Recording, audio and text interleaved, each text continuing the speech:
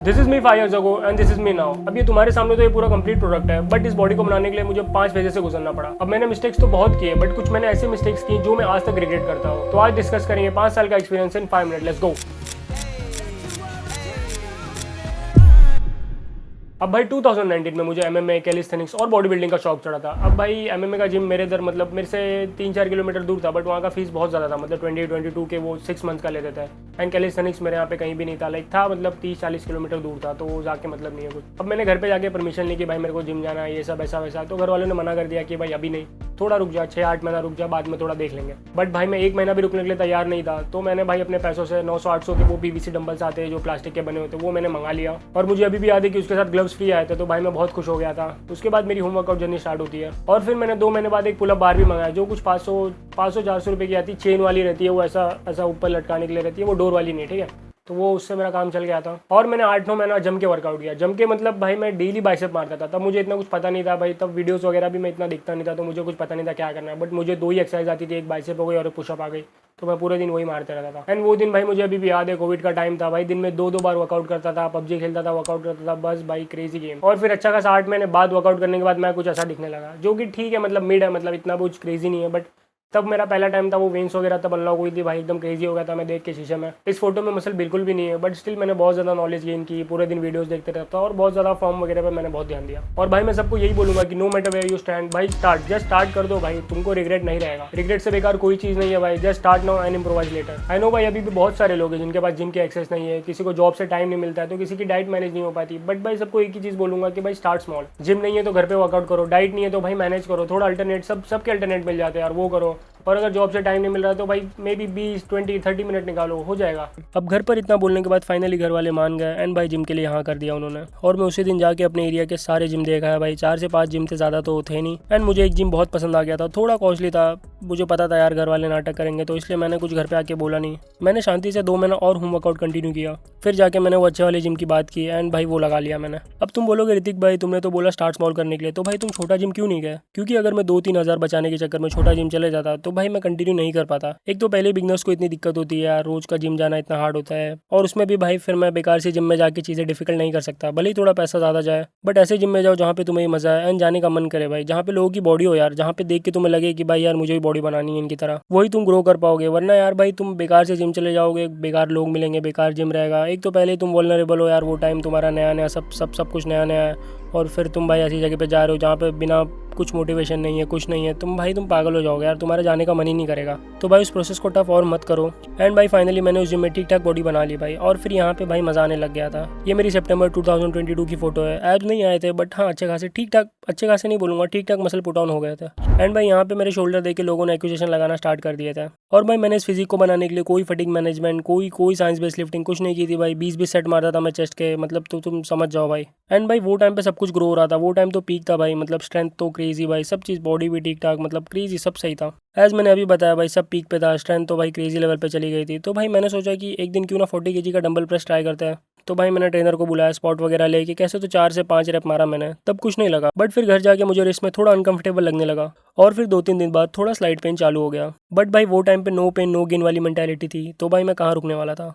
मैं तो रुक जाता भाई, बट ईगो रुकने नहीं देता भाई, एंड उसी ईगो के चक्कर में मैं 8 महीना घर बैठा रह गया। स्टार्ट में तो लगता था भाई थोड़ा ही है यार, ठीक हो जाएगा, ऐसे तो थोड़ा मोड़ा पेन चलता रहता है। बट वो पेन धीरे धीरे बढ़ते गया। एंड एक टाइम आया जब मेरे से छोटे छोटे डंबल भी उठाए नहीं जा रहे थे।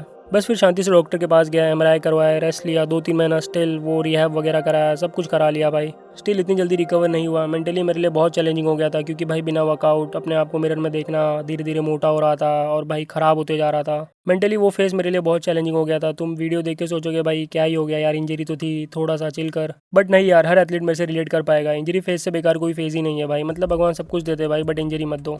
फाइनली पूरे रिकवरी में 6 से 8 महीना लग गए, तब तक तो पूरा बॉडी बेकार हो गया था यार, मतलब देख के ही गुस्सा आ जाता था क्या है ये। एंड ये सब अवॉइडेबल था अगर स्टार्ट में मैंने थोड़ा माइंडफुल होकर अगर थोड़ा ध्यान दिया होता। तो स्टार्ट में मैंने रेस्ट ले लिया होता एंड थोड़ा फिजियो वगैरह करवा के कर लेता तो भाई शॉर्ट हो जाता। बट नहीं भाई, मैंने खुद के पैर पे कुल्हाड़ी मार ली थी। इसलिए मैं बोलूँगा तुम ये सेम गलती बिल्कुल मत करना। अगर तुम्हें शार्प पेन कहीं भी लगे भाई, बैक पे, लेग्स पे, या कहीं भी कुछ भी लगे भाई, सीधा डॉक्टर के पास जाओ।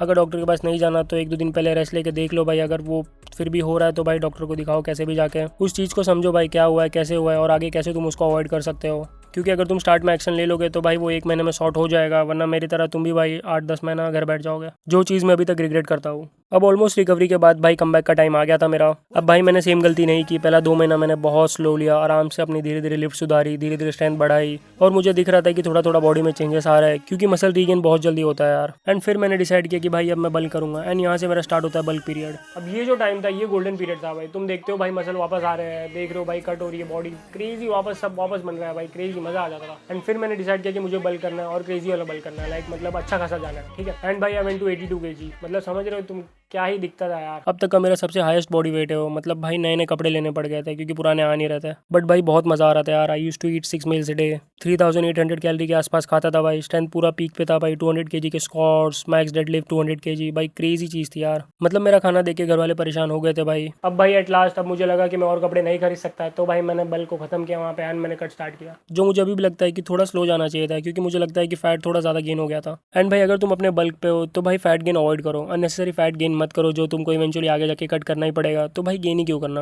एकदम भाई सांड जैसे मोटे मत हो जाओ, एकदम अच्छे से करो यार, सब चीज़ें कर रहे हो तो उसका भी प्रोटोकॉल होता है। एकदम से आग बंद करके करोगे तो भाई कब तुम्हारा बल्क ओबीस में शिफ्ट हो जाएगा तुम्हें पता भी नहीं चलेगा। तो फिर भाई यहाँ से आता मेरा कट फेस वाला जर्नी। अब मैंने कट तो स्टार्ट कर दिया था भाई, बट इसमें भी मैंने थोड़ा बहुत मैसअप कर दिया। मैंने डिसाइड तो किया था भाई बल्क जैसी गलती नहीं करूंगा, एकदम स्लो प्रोसेस लूंगा, एकदम ग्रेजुअली जाऊंगा, धीरे धीरे धीरे धीरे टाइम लगने दो भाई, 6-7-8 महीना चलेगा, कोई दिक्कत नहीं है। फिर 6 से 7 महीना लगे मुझे इस कट पे, एंड भाई मैंने 15 kg लूज़ किया। एंड भाई मुझे अभी भी यही लगता है कि भाई मैं और स्लो कर सकता था, मतलब सेम गलती मैंने बल्क में की, सेम गलती मैंने कट में की। अब भाई मैं और स्लो क्यों बोल रहा हूँ, क्योंकि मुझे लगता है कि मैंने मसल लॉस कर दिया भाई। अब मसल लॉस कैसे हुआ वो कैसे पता चलेगा, क्योंकि जब मैंने कट स्टार्ट किया था और जब मैंने एंड किया तो भाई मेरे लिफ्ट्स में बहुत ज़्यादा डिफरेंस आ गई थी, जिसका सीधा सीधा मतलब है कि भाई मेरे मसल लॉस हुआ है। एटलीस्ट अगर मैंने अपनी लिफ्ट मेंटेन भी की होती तो भी सॉर्टेड था, बट नहीं हो पाया। एट लास्ट मैंने अपना कट एंड किया 66 to 68 kg पर। अब भाई मैंने अपने ऐप जैसे नहीं देखे थे भाई, मैंने देखा कि मुझे 8 एप्स है, मतलब मैं क्रेजी हो गया था भाई। और फिर मैंने वहाँ से सोचा कि नेशनल बॉडी बिल्डिंग कॉम्पिटिशन में करेंगे, देखते हैं कितना पीक लेके जा सकते हैं। अब भाई मैंने वो सेम गलती नहीं की, मैंने ऑलरेडी फैट बहुत ज़्यादा कम कर लिया था, तो भाई ये वाला जो मेरा 2-3 महीने का प्रोसेस था